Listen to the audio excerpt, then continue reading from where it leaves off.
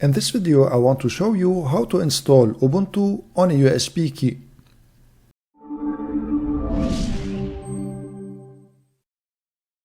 The requirements are the Ubuntu ISO, a utility called Rufus, 2 USB keys, one USB key to put the installation files on, and the second USB key is to install Ubuntu on. Preferably get USB keys that are 3.0 because they are faster. So the one for the installation, it should be at least 8 GB, and the one that you are going to put Ubuntu on, it should be at least 16 GB. This way you can customize Ubuntu, install other applications if you want. It will give you some freedom just to put things on Ubuntu. But I recommend you to get a USB key that is 32 GB or more. I'm gonna put in the description a link for recommended USB keys. You also need the Windows 10 PC, so to use it to prepare the source USB key. Now let's start with downloading the Ubuntu ISO. Open your web browser and go to ubuntu.com. You need to accept the cookies to continue. Click on download. Click on Ubuntu desktop. And here you have a version called long-term service, LTS, and a version which is not LTS. So I advise you always to download the LTS version because Ubuntu supports it for much longer than the non-LTS version. At the time of this video, it is Ubuntu 20.04.2.0. It might be different when you see this video. So click on download here, and the download should start in a second. And here it is downloading. So while waiting for Ubuntu to download, let's go and download Rufus. So open a new tab and go to rufus.ie. So Rufus is the software that will help us to put the ISO file on the USB key that we will use to install Ubuntu on the second USB key. When you go to rufus.ie, scroll a little bit, and then you will see that you have Rufus 3.13. Also, on the time of this video, this is 3.13. It might be different when you see this video. So just click on the portable version here. And here's Rufus downloading. So Rufus downloaded. So I'm gonna cut this video and come back when the Ubuntu download finishes. So now that everything is downloaded, let's go to the downloads folder. So here's Rufus and here's Ubuntu. At this stage here, insert the USB key that you will put the installation files of Ubuntu in your Windows 10 PC. Here I already inserted it. It's an 8 GB USB key. Make sure you are using a USB key that you don't need the data on because it will be wiped completely. So launch Rufus by double-clicking it. This is a portable executable version. It doesn't need to be installed. Click on yes if prompted, and then click on yes to check for updates. So here, make sure you're selecting the right USB key. As I said before, it will be completely wiped. And then click on select here, and then select the Ubuntu ISO. Click open. And here I'm gonna leave everything by default and just click on start. It will prompt you to download SysLinux. Click on yes. And here, leave it in ISO mode and then click on OK. And this is the final warning that everything on the device, this device, will be wiped. So click OK. And the imaging starts. It shouldn't take long, especially if you're using a 3.0 USB flash drive. So I'm gonna cut this video and come back when this imaging finishes. So when the imaging finishes, you'll get this ready message here under status. Just click on close. And let's switch now to an external camera and show you how to install Ubuntu on the target USB key. Insert the source USB key in the PC that you'll be using to install Ubuntu on the target USB key.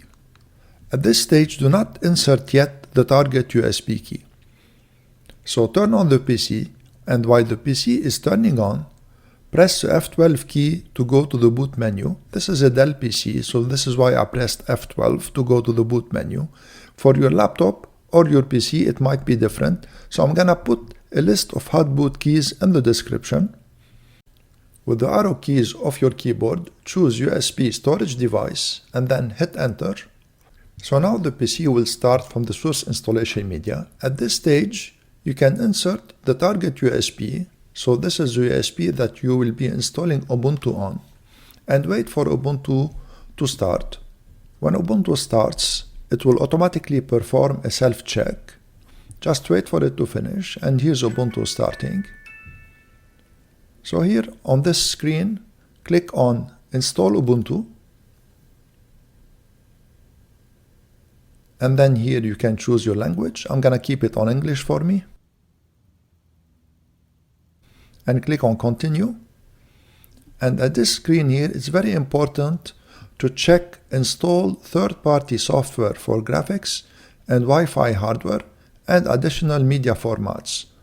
So this way you will increase your chances to recognize the hardware of the PC that you will be running Ubuntu on, and then click on Continue. When you click on Continue here, the Ubuntu installation program will scan the PC that you're using for any storage that is connected to the PC. So here it will take just a little bit of time, like about a minute. It will recognize, of course, the internal hard drive, and it will also recognize the USB key, the target USB key that you inserted earlier in the PC. When you get the installation type screen, make sure you select something else, and this is very important, and then click on Continue. And here you will see the storage that is attached to the PC. You need to make sure that you are selecting the target USB key. You don't want to select the hard drive and then wipe it by mistake.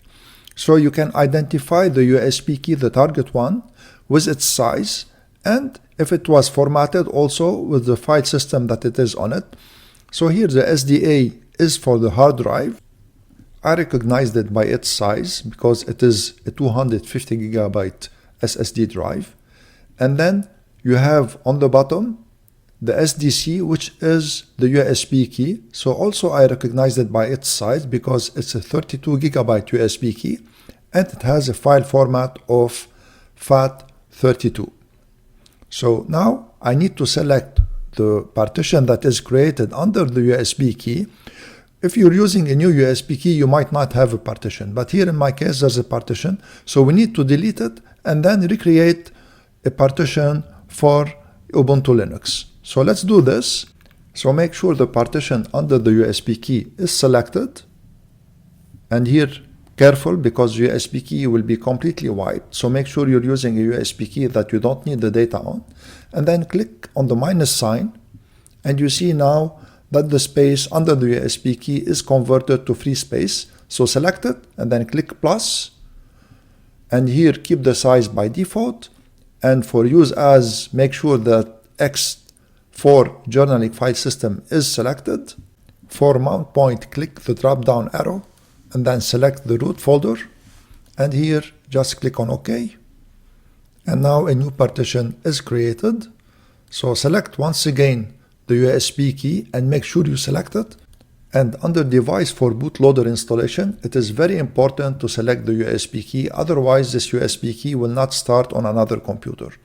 Once you select the USB key, click on install now. You'll get a message to confirm the changes to write to the disks. So click on continue and the installation should start. And here it will prompt you to select your time zone. So here it selected automatically the correct time zone for me. Select, of course, your own time zone. Under your name here, I put KST for Knowledge Sharing Tech. Put your own name, of course. Under choose a password, I put a password and I confirm the password and then click on continue.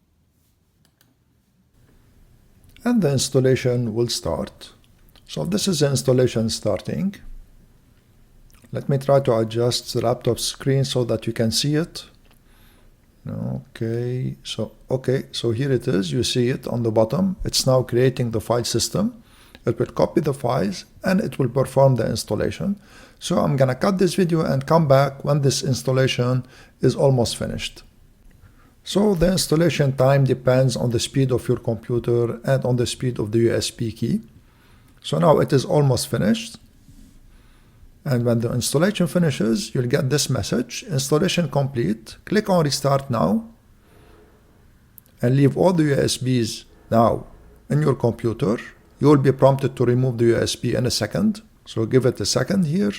And now it's telling you to remove the installation media. So now remove the source one, this one that I just removed, and hit enter. The computer will restart. So once again, while it is restarting, press the hot boot key that will take you to the startup menu and choose USB storage device and hit enter. So now it will start from the USB that we installed Ubuntu on, as you see. So press enter on the first selection, Ubuntu will start. And here it is starting. So this is the Ubuntu login screen. This is the user we created. Hit enter on it and put the password that you gave it. And then hit enter again. And Ubuntu will log you in. And this is the Ubuntu screen. This is the first welcome screen. This is only the first time. Just make the selections you want. Here I'm selecting not to participate in the Ubuntu improvement program. Of course, make your own selection and then click on next, next, and then done. And now we need to connect the Wi-Fi. So click on the upper right corner on the arrow, then click on Wi-Fi not connected, click on select network. And here, if you don't see any network, it means that Ubuntu didn't recognize your Wi-Fi network. So you can use an external Wi-Fi dongle. I'm gonna put a link in the description on one dongle that I tried and that I know that it works. So here, select your network and then click on connect.